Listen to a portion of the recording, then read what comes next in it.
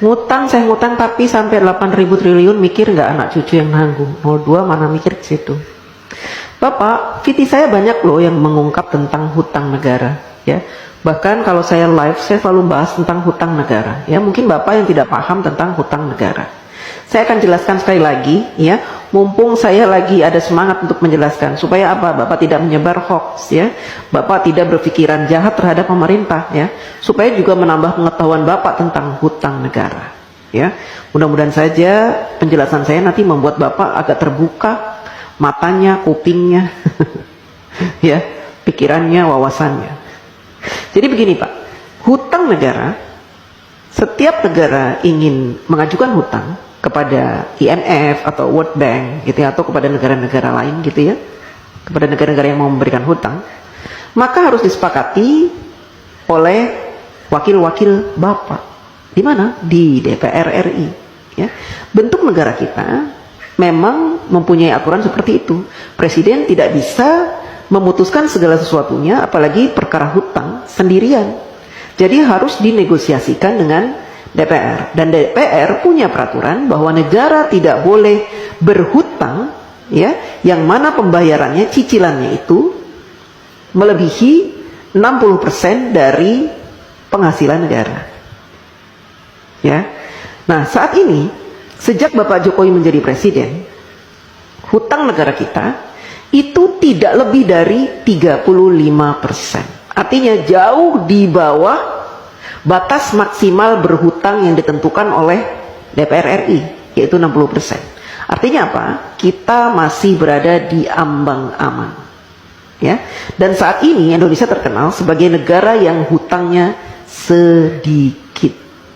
Dibanding dengan Jepang, Amerika yang sampai 200% dari PDB-nya, Jepang sampai 210%, kemudian negara-negara lain, ya, bahkan tetangga-tetangga kita, Singapura, hutangnya itu banyak Pak.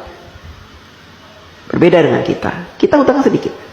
Beberapa tahun yang lalu Bapak Jokowi juga sudah melunasi hutang warisan sebanyak 7.000 triliun. Bapak heran kan dari mana uang 7.000 triliun itu? Kok Pak Jokowi bisa membayar? Karena Bapak Jokowi selama ini melakukan penghematan pengeluaran APBN. Dengan cara apa? Dengan cara tidak menggunakan APBN untuk pembangunan negara. Bapak Jokowi mensiasati pembangunan negara dari para investor, baik dalam maupun luar negeri.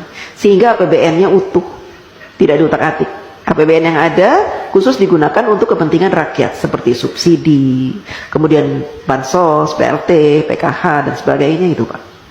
Ya, Bapak harus tahu. Jadi kalau Bapak bilang hutangnya sampai 8.000 triliun itu, seandainya saat ini hutang kita 8.000 triliun, itu sedikit Pak. Dibanding dengan PDB kita tuh sudah banyak sekali Pak. Itu jumlahnya cuma 35% dari penghasilan kita, penghasilan negara maksudnya, ya Pak. Jadi masih di ambang batas wajar. Anak cucu kita nanggung. Tidak Pak, dulu juga gitu. Katanya Pak Harto berhutang banyak sampai 20.000 triliun, nanti anak cucu nanggung. Saya tidak merasa menanggung. Saya sudah dewasa, sudah besar, sudah tua, setua ini, tidak pernah saya merasa menanggung beban hutang negara, tidak. Itu kan hanya kiasan-kiasan yang diberikan oleh orang-orang yang membenci pemerintah. Ya, jadi mereka membuat rumor-rumor seperti itu supaya apa? Supaya kita membenci pemerintah, kan gitu. Kita awam, orang awam, tidak pernah diberikan pemahaman tentang hutang negara, sehingga yang ada di pikiran kita, hutang, negara berhutang, nanti anak cucu kita akan membayar. Tidak Pak, ya. Selama pemerintahan itu baik, memberikan kesejahteraan kepada kita, memberikan gaji UMR yang pantas, ya, kemudian memberikan peluang-peluang untuk usaha sehingga kita punya penghasilan setiap bulan, dan memberikan lowongan-lowongan pekerjaan yang sangat banyak, maka kita tidak terbebani oleh hutang negara Pak. Ya, apalagi sekarang pemerintah sudah membuka banyak sekali lowongan dengan dibukanya smelter-smelter, proyek-proyek hilirisasi, itu akan membuka ratusan ribu lowongan pekerjaan Pak buat bangsa Indonesia, dan itu akan menjadi penghasilan yang akan dinikmati dan sehingga kita tidak dibebani oleh hutang itu. Hutang negara tidak dibebani Pak. Jadi Bapak jangan sok tahu, ya. Oke, kembali lagi di channel GR 2045. Salam inspirasi, salam NKRI, harga mati. Teman-teman mungkin sudah mendengarkan sedikit penyampaian dari saudari kita, yaitu Sri Mulyani, mengenai dana atau bansos. Sri Mulyani adalah seorang menteri keuangan yang dimana di masa jabatan Pak Presiden Joko Widodo. 4 poin pernyataan Sri Mulyani pada sidang sengketa Pilpres di MK. Tentunya apa yang disampaikan oleh saudari Sri Mulyani ini tentunya sangat menarik dan bermanfaat bagi kita sebagai rakyat Indonesia agar kita mengetahui dana-dana yang dikeluarkan oleh pemerintah dan untuk apa dan dimanakan.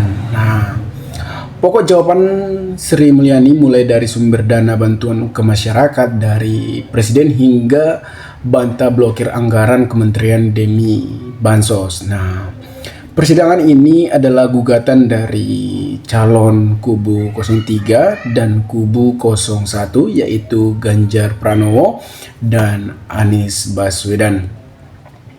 Persidangan ini tentunya sangat panas dan banyak yang tidak terima kemenangan dari Pilpres yang dimenangkan oleh Prabowo dan Gibran.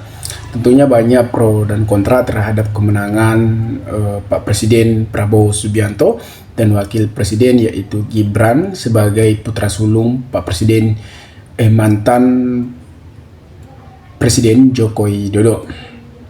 Sidang sengketa Pilpres di 2024 yang digelar Mahkamah Konstitusi pada hari Jumat 5 April 2024 menghadiri 4 menteri yakni Pembangunan Manusia dan Kebudayaan, dan ada juga Menteri Perekonomian yaitu Erlangga Hartarto, Menteri Sosial Tri Risma Harini, dan Menteri Keuangan yaitu Sri Mulyani. Mereka tampil sebagai saksi menjelaskan tentang bansos Jokowi yang dianggap tim hukum pasangan Anies Muhammad Imin atau yang disebut Caimin dan Ganjar Mahfud menguntungkan Prabowo dan Gibran karena diberi menjelang Pilpres. Dalam kesempatan itu, Sri Mulyani memberikan sejumlah keterangan penting terkait asal alokasi dana kunjungan Presiden dan dana bantuan ke masyarakat dari Presiden Joko Widodo. Nah, isu-isu ini banyak yang beredar bahwasannya Pak Presiden menggunakan dana masyarakat dalam kampanye Prabowo dan Gibran.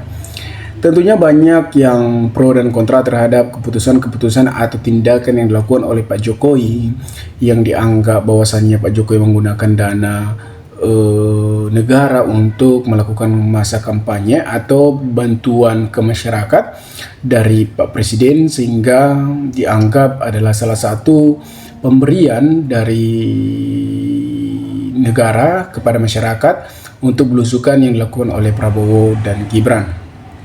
1. Sumber dana bantuan ke masyarakat dari Presiden bukan bagian dari Perlinsus. Nah, Menteri Keuangan Sri Mulyani Indrawanti mengatakan bahwa anggaran untuk bantuan ke masyarakat dari Presiden Jokowi atau Jokowi bukan berasal dari anggaran perlindungan sosial, melainkan dari dana operasional Presiden.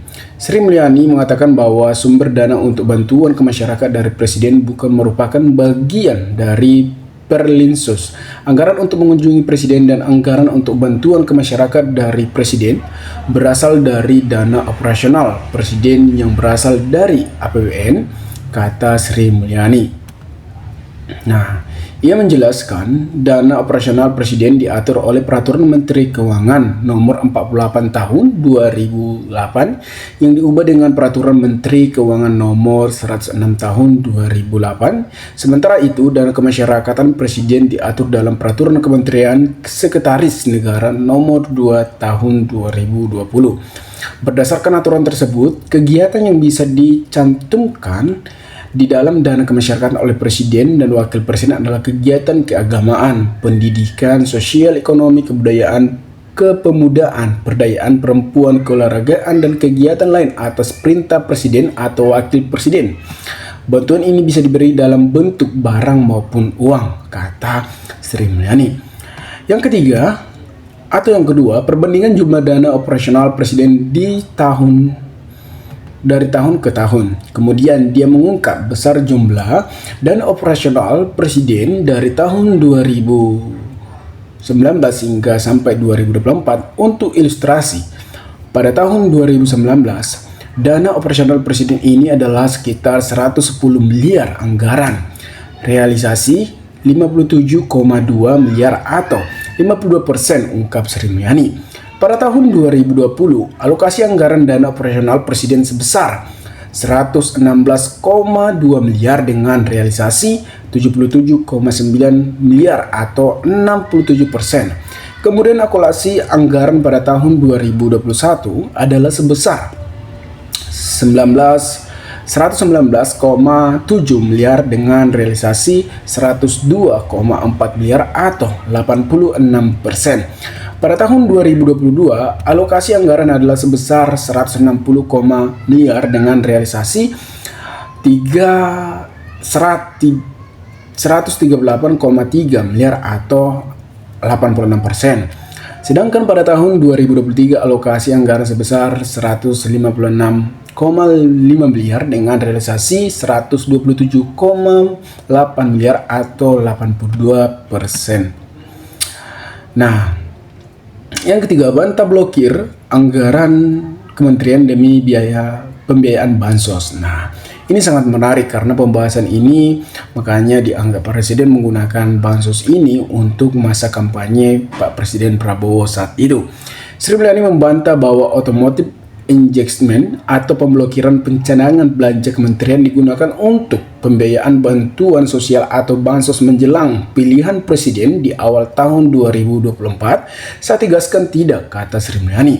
Automatic injectment tersebut, Sri Mulyani menjelaskan, sudah dilakukan sejak 2022.